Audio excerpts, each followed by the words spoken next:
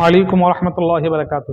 আজকে আমরা মুআনাকার সুন্নত সম্পর্কে আলোচনা শুনবো। মুআনাকা কারোর সঙ্গে দীর্ঘদিন পর সাক্ষাৎ হলে মহাব্বতের সঙ্গে মুআনাকা অর্থাৎ গলাগলি করাতে কোনো দোষ নেই, কিন্তু শাহওয়াত যৌন চাহিদা বা এটাকে বিশেষ প্রথা হিসাবে করা উচিত নয়, সেটা তখন গুনাহের অন্তর্ভুক্ত হয়ে যাবে।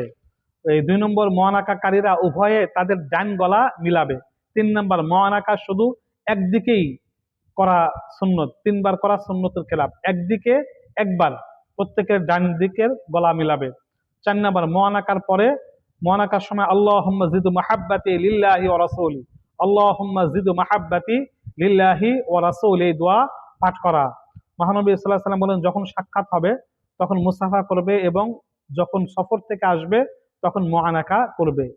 এই মুআনাকা শুধু ঈদের দিনের প্রথা হিসাবে এটাকে গ্রহণ করা এবং এটাকে ঈদের দিনের সুন্নত মনে করা বেদাতের অন্তর্ভুক্ত হবে।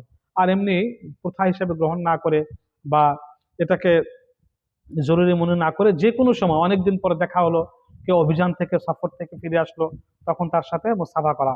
মুসাফা মুসাফা অর্থাৎ মুআনাকা করা, মুআনাকার আগে মুসাফা করা।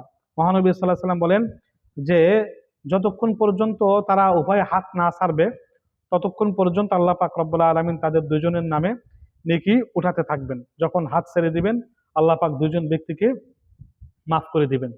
আর মুসাফা করার পর যদি মুআনাকা করে অনেকদিন সাক্ষাতের পরে আল্লাহ পাক রব্বুল আলামিন তাদের পিছনের সমস্ত গুনাহ মাফ করে দিবেন।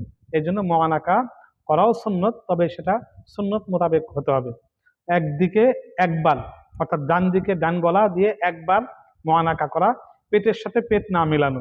অনেকে আসে শুধু মুআনাকা মানে পেটের সাথে পেট, বিষয়টা এরকম না। আর মুআনাকা শুধু ঈদের দিনের জন্য করা জরুরি মনে করা উচিত নয়, যে কোনো সময় যে কোনো কারণে মুআনাকা করা যেতে পারে। আমিন।